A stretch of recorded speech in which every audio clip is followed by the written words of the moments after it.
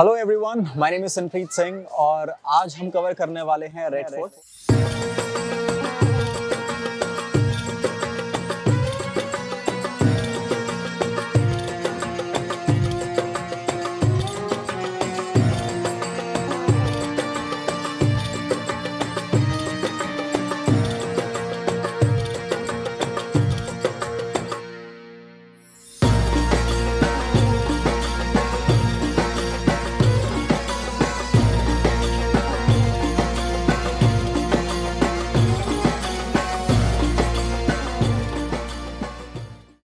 बहुत बड़ा मॉन्यूमेंट है, बहुत फेमस मॉन्यूमेंट है और सबने इसके बारे में पढ़ा है, सबने इसके बारे में सुना है। There is nothing new that can be told about red fort except for some facts. बहुत सारे लोग यहाँ पे आके वीडियोस क्रिएट करते हैं and I have seen one thing that people are creating videos just for the sake of views और they don't really want to share or they don't probably have any authentic information or any annotation or connotation to any sort of subject they're talking about. So मेरे पास काफ़ी सारी beautiful paintings की photographs हैं, मतलब printouts निकलवाए हैं मैंने और साथ में कुछ बहुत पुरानी photographs भी हैं जो आपके साथ share करूँगा आगे जाके and I hope that you will like the entire stuff for sure. इससे पहले कि मैं रेड फोर्ट के अंदर जाऊँ, रेड फोर्ट के बाहर कुछ बहुत इंपॉर्टेंट चीज़ें हैं डिस्कस करने के लिए। रेड फोर्ट के बाहर कुछ ऐसी बातें हैं जो मैं आपको बताना चाहता हूँ, आपके साथ शेयर करना चाहता हूँ। डेफिनेटली उससे आपका वैल्यूडेशन होगा। So let's get started with this. जो सबसे इम्पॉर्टेंट पार्ट है यहाँ पर वो ये है कि जो बाहर है रेड फोर्ट के वो ये मोट है। ये जो मोट है ये बहुत ही स्पेसिफिक पर्पस के लिए बनाई गई थी और इसका पर्पस उस वक्त ये था कि जब ये मोट बनी थी उस वक्त यहाँ पर बहुत सारा पानी हुआ करता था, यहाँ पर बहुत सारे पानी वाले जानवर हुआ करते थे और साथ में it was basically adding an extra layer of security to the red fort itself. अब अगर किसी को भेदना था रेड फोर्ट को सो वो कैसे भेदेगा, उसको ये पर्टिकुलर बैरियर पार करके जाना पड़ेगा and that was very difficult for him in the very first place. ये जो आप सेक्शन देख रहे हो रेड फोर्ट का और यहाँ पर जो आप छोटे छोटे होल्स पंच्ड इन देख रहे हो ये बहुत पर्पसफुली क्रिएट किए गए थे। इनका पर्पस ये था कि अगर इन केस कोई भी इंट्रूडर इस मोड को क्रॉस करके दूसरी साइड पे चले जाएगा तो वहाँ से वो खौलता हुआ पानी या तेल उनके ऊपर डालेंगे। प्लस यहाँ पर जो मुगल आर्मी के इंपीरियल सोल्जर्स खड़े हुआ करते थे, दे वर वेरी स्किलफुल आर्चर्स। उनकी जो तीरंदाजी थी वो बहुत स्ट्रॉन्ग थी और वो बहुत दूर से निशाना लगा लिया करते थे कि उनको किसके ऊपर निशाना लगाना है। And it was very much of a formidable barrier. I mean moat plus this entire defensive walls that was set up to guard the red fort itself. और जो सबसे सेकेंड मोस्ट इंपॉर्टेंट स्ट्रक्चर है जिस पे आपको थोड़ा ध्यान देना चाहिए वो ये बार्बिकैन्स हैं, बैस्टियंस हैं। इसके अंदर क्या है कि ये जो स्ट्रक्चर है ये original part of the plan नहीं था। रेड फोर्ट जब बना था 1648 के अंदर जब ये बनकर खड़ा हुआ था तो उसके अंदर ये स्ट्रक्चर इन्वॉल्व नहीं था। ये बाद में जब औरंगजेब 1658 के अंदर 1659 के अंदर जब वो एम्परर बनता है तो वो इसको कुछ स्पेशल पर्पस के लिए बनवाता है यहाँ पर, और वो जो स्पेशल पर्पस था वो मैं अंदर जाके डिस्कस करूँगा, यहाँ नहीं, बिकॉज यहाँ पे चीज़ें थोड़ी सी मडल अप हो जाएंगी। ऑलराइट, अभी जो आप मेरे पीछे स्ट्रक्चर देख रहे हैं वो रेड फोर्ट का मेन डोर, मेन गेट है जहाँ से उस वक्त भी और आज भी जनता एंटर करती है। रेड फोर्ट के बारे में आपको थोड़ी चीज़ें बता देता हूँ। वैसे मोस्ट लाइकली आप सबने इसके बारे में सुना होगा, काफ़ी लोगों को काफ़ी कुछ याद भी होगा।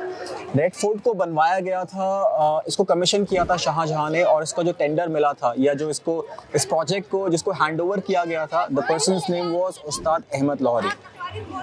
दैट बीइंग सेड, इसको बनवाया गया था 1639 में, इसको शुरू किया गया था कंस्ट्रक्शन और 1648 तक इसका कंस्ट्रक्शन कंप्लीट कर लिया गया था। रफली स्पीकिंग 9 इयर्स लगे थे इस पूरी कंस्ट्रक्शन के अंदर। और आपको ध्यान रखनी चाहिए एक और बात कि जब रेड फोर्ट यहाँ पर कंस्ट्रक्ट हो रहा था तब एट द सेम टाइम, मतलब रेड फोर्ट दिल्ली में जब कंस्ट्रक्ट हो रहा था तब आगरा के अंदर ताजमहल भी कंस्ट्रक्ट हो रहा था। And by the time of its construction Red Fort and Taj Mahal both, of course we know this thing that Mumtaz Mahal had already died, so that is one thing. तो जो मेरे पीछे गेट है बेसिकली उस वक्त जब मुगल एम्पायर अपने जेनिथ पर था तब यहाँ पर गेट नहीं था, यहाँ पर एक ड्रॉब्रिज हुआ करता था। आपको ड्रॉब्रिज आपने कार्टून्स देखे होंगे या जो पुरानी मूवीज हुआ करती थी तो आपने देखा होगा कि कैसल का एक गेट खुलता था, यूजुअली लकड़ का बना हुआ करता था और एक मोट हुआ करती थी, मतलब एक वाटर बॉडी थी, उसके ऊपर वो ड्रॉब्रिज इस तरह से गिरता था और फिर वो इस तरह से ओपन हो जाया करता था। So that's the same drawbridge drawbridge, but वो अब एग्जिस्ट नहीं करता। 1857 की जब रिबेलियन को क्रश किया गया था, दैट वाज सिपॉय म्यूटिनी, जिसको बाद में जाके टर्म किया गया the first war of Indian independence. तब उस पूरे ड्रॉब्रिज को सीमेंट करवा दिया था ब्रिटिश ने, और आज वो एग्जिस्ट नहीं करता है। सो आई होप यू अंडरस्टैंड कि काफ़ी सारे स्ट्रक्चर्स को रेड फोर्ट के डिमोलिश कर दिया गया या ऑल्टर कर दिया गया। लगभग 70 to 80% जो स्ट्रक्चर्स अब एग्जिस्ट करते हैं रेड फोर्ट के अंदर, वो बहुत डिफरेंट हैं। जब वो रेड फोर्ट बना था तब वो सारे के स्ट्रक्चर्स नहीं थे। जब हम अंदर जाएंगे will be discussing these things in details as well. So let's go inside, देखते हैं अंदर हमें क्या मिलता है।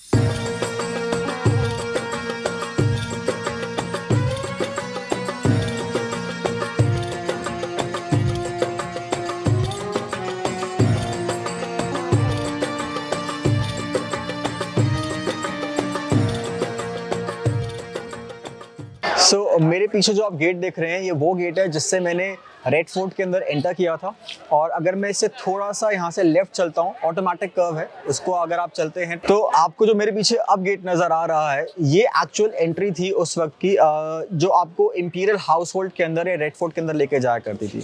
ऑफ कोर्स वो जो आप देख रहे हैं मेरे पीछे बस्लिंग क्राउड है, वो सारा का सारा छत्ता चौक है, उसको हम डिटेल में डिस्कस करेंगे। लेकिन उससे पहले एक बहुत इंपॉर्टेंट पॉइंट नोट करने वाला है कि जो बारबीकैंस मैंने डिस्कस किए थे बाहर आप लोगों के साथ, वो सारे के सारे बारबीकैंस अब ये अंदर से उसका व्यू है।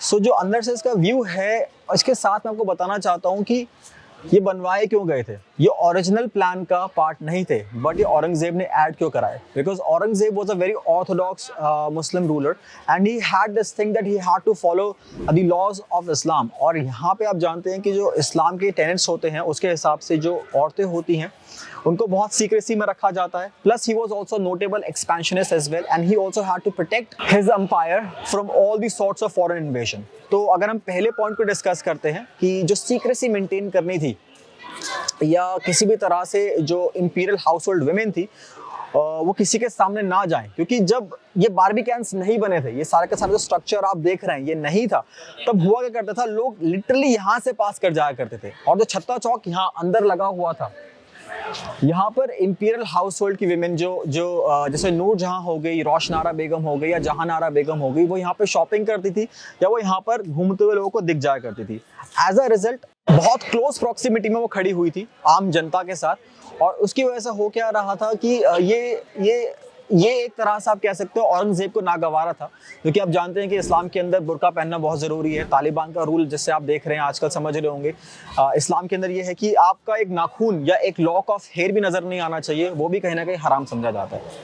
ये था सबसे पहला कि इसके आसपास इस बारबीकैन, इस बैशन को बनवाया जाए। और जो दूसरा इंपॉर्टेंट पॉइंट है हमारे पास, वो ये है कि Aurangzeb was a notable expansionist. उसको हमेशा से एक्सपेंशंस करना पसंद था, प्लस साथ में अपनी टेरिटरी को डिफेंड करना भी बहुत इंपॉर्टेंट होता है। अगर आप अपनी टेरिटरी को ऐसे ही छोड़ दोगे, अपने मेन फोर्ट को छोड़ दोगे जहां आप रहते हो, तो आपका एम्पायर क्रम्पल कर जाएगा। सो दैट इज वाई उस वक्त क्या हुआ करता था, अगर आप इस डोर को देखेंगे, बेसिकली ये अब एक पैसेज वे है, बट यहाँ पर उस वक्त डोर हुआ करता था। इसकी एक अलग स्टोरी है, वो आपको सुनाऊंगा। उस वक्त की अगर हम बात करते हैं, अगर आप इस लाइन से सीधा चले जाएंगे और इमेजिन करेंगे कि यहाँ पे कोई बैरियर नहीं है, तो आप डायरेक्टली फतेहपुरी मस्जिद के अंदर चले जाएंगे। And back in those days there used to be no pollution and people were able to see till very far of distances, as a result of which कोई बंदा जो फतेहपुरी मस्जिद खड़ा हुआ है या जो बीच में कहीं 1 किलोमीटर दूर भी खड़ा हुआ है, वो भी अंदर तक देख सकता था कि यहाँ पे हो क्या रहा था। So you know, privacy, secrecy, ये होगी एक बात। दूसरा इंपॉर्टेंट पॉइंट यहाँ पर ये है कि जो फॉरेन इन्वेजन्स होने थे उसको ब्लॉक करने के लिए औरंगजेब ने पूरा का पूरा एक स्ट्रक्चर बनवाया था, ताकि वो जो रेड फोर्ट है उसको कवर कर पाए और इन्वेजन्स को रोक पाए। उस वक्त हुआ करते थे हमारे पास वॉर एलिफेंट्स, हमारे पास टैंक्स नहीं थे, हमारे पास ऑटोमैटिक कलाशनिकोव्स नहीं थी। As a result war elephants को यूज किया जाता था चार्ज अप करने के लिए, और वो दूर से एक रनअप लेके आया करते थे और फटाक से अपना सर मारते थे गेट के अंदर। गेट नहीं है यहाँ पर सिर्फ फिलहाल पैसेज वे है, तो उसको मार के वो तोड़ा करते थे और 8, 10, 20, 50 अटेम्प्ट्स के अंदर वो दरवाज़ा टूट जाया करता था। एंड जो इन्वेडिंग आर्मी हुआ करती थी वो किसी भी फोर्ट को भेज दिया करती थी। That is how it used to work. लेकिन अब जो नया स्ट्रक्चर बना उसके अंदर क्या हुआ कि अब जब एलिफेंट इन केस अगर आता भी है यहाँ पे, तो वो वहाँ से आएगा जहाँ से मैंने एंटर किया। कैन वी शो यहाँ पे, एक मिनट दिखाना। तो जब एलिफेंट आएगा, अब वो वहां से आएगा इस तरह से, और वो एक एल शेप में, एक सी शेप कर्व लेके इस पर्टिकुलर पैसेज वे में जाएगा। और इस पूरे प्रोसेस के अंदर, बिकॉज वी नो कि एलिफेंट्स बहुत क्लमजी एनिमल्स होते हैं, वो अपना सारा मोमेंटम लूज करेगा and as a result of it जो किला है या जो उसके डोर्स हैं वो इंटैक्ट रहेंगे, उन्हें कुछ नहीं होगा. So this is why it was built in the very first place. So this is all about it. अब आगे चलते हैं और जो इसका फर्स्ट पार्ट है रेड फोर्ट के अंदर जाके, वो है छत्ता चौक, उसको डिस्कस करते हैं. ओके, अभी जहाँ मैं खड़ा हूँ ऑफ कोर्स छत्ता चौक का एंट्रेंस है, बट ये जो डोर था उस वक्त, अभी ये पैसेज वे है बट उस वक्त यहाँ पर एक डोर हुआ करता था. इसकी बहुत ही इंटरेस्टिंग सी कहानी है. कहानी ये है कि दिल्ली बहुत बार लुटी, इतनी लुटी कि मतलब आप सोच के हैरान हो जाएंगे. इसको जाटों ने लूटा, इसको मराठाओं ने लूटा, इसको सिखों ने लूटा, इसको ब्रिटिश ने लूटा, इसको जो भी लूट पाया उसने लूटा. तो जब इतनी लुट चुकी थी दिल्ली बार बार, तब जब जाटों ने फाइनली इसको 1780s में आके इसके ऊपर अटैक किया था, तब यहाँ पे लूटने के लिए कुछ बचा नहीं था. तो हुआ क्या था, जवाहर सिंह जो कि सूरजमल के बेटे थे, उन्होंने क्या किया, उन्होंने यहाँ पे जो डोर्स हुआ करते थे उसको वो उखाड़ के अपने घर पर लेके चले गए थे. सो वो जो डोर है आज वो डीक पैलेस के अंदर मौजूद है. अगर आप चाहें तो वहाँ जाकर देख सकते हैं. हालांकि उसमें देखने लायक कुछ नहीं है, बट इस तरह से है कि वो अपनी एक सुप्रीमेसी शो करना चाहते थे मुगल एम्पायर के ऊपर कि हमने तुम्हें डिफीट कर दिया है. साथ ही साथ जब वो यहाँ से डिपार्ट करते हैं तब वो दीवाने आम के अंदर जो थ्रोन था उसको भी वो लेकर चले गए थे. सो जो दोनों के दोनों स्ट्रक्चर्स हैं, they are not present inside of the red fort now, they are inside of Deek Palace which falls in Rajasthan, right? So अब हम चलते हैं अंदर, देखते हैं हमें क्या मिलता है, right? Okay, so finally this is छत्ता चौक. छत्ता चौक का मतलब क्या है? छत्ता का मतलब क्या होता है? Roof, right? So basically it was a covered bazaar और छत्ता चौक को हम बाजार मुसक्कफ के नाम से भी जानते हैं. मैं थोड़ा सा पहले आपको इसके बिल्डिंग के स्ट्रक्चर में बता देता हूँ. सी अगर आप इसको देखेंगे तो जो फर्स्ट लेवल है इस पे आपको काफी सारी शॉप्स देखने को मिलेंगी. ये सेकंड लेवल तक भी जाता है. मतलब उस पॉइंट्स को अगर आप देखेंगे तो यहाँ पर एक वक्त पर बाजार लगता था. सो ये सेकंड लेवल था, उस वक्त वो भी एक्टिव था, बट फिलहाल अभी जो बॉटम लेवल है वही एक्टिव है. इसकी एक बहुत ही ब्यूटीफुल सी कहानी है. कहानी ये है कि अगर हम मुगल एम्पायर की बात करते हैं, अगर हम उन दिनों की बात करते हैं, तो कवर्ड बाजार बहुत ही इनोवेटिव सा सब्जेक्ट था अपने आप में. क्योंकि उस वक्त क्या था, उस वक्त पोर्टेबल ओपन बाजार्स हुआ करते थे. मतलब आज आपने मॉर्निंग में लगाए और शाम तक उसको फिर डिसमेंटल किया, फिर कल कहीं और जाकर लगा लिया. लेकिन जब शाहजहां पेशावर विजिट करते हैं 1646 के अंदर, मतलब सिर्फ 2 साल पहले रेड फोर्ट के बनने के, red fort was completed in 1648, तो 1646 तक जब वो पेशावर विजिट करते हैं तब वो देखते हैं कि वहाँ पे एक ब्यूटीफुल सा कवर्ड बाजार था. As a result of which उनको लगता है बड़ा इनोवेटिव है, बड़ा अच्छा है, मुझे ये लेना चाहिए, मुझे अपने जो रेड फोर्ट बन रहा है उसके डिजाइन के अंदर इसको डालना चाहिए. And that is exactly what he implemented. तो उन्होंने फटाक से एक समन भेजा था, या एक तरह से आप कह सकते हो फरमान भेजा उस्ताद अहमद लाहौरी को, और उन्होंने फाइनली ये इम्प्लीमेंट करवाया कि यहाँ पर एक कवर्ड बाजार होना चाहिए. इसकी कुछ और डिटेल्स हैं, उसको हम आगे डिस्कस करते हैं. चलिए.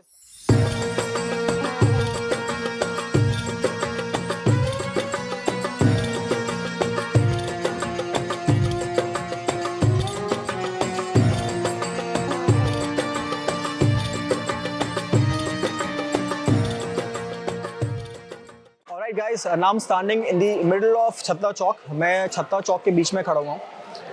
यहाँ पर मैं आपको एक चीज़ बताना चाहता हूँ कि जिस जगह मैं एग्जैक्टली खड़ा हूँ, यहाँ पे खड़े होके एक बहुत ही मशहूर पेंटर थे अपने टाइम में जिनका नाम था गुलाम अली खान. उन्होंने काफ़ी सारी पेंटिंग्स बनाई थी रेड फोर्ट की, जो मैं आपके साथ शेयर भी करूँगा. साथ ही साथ I would like to discuss this thing कि ये बनाया क्यों गया था.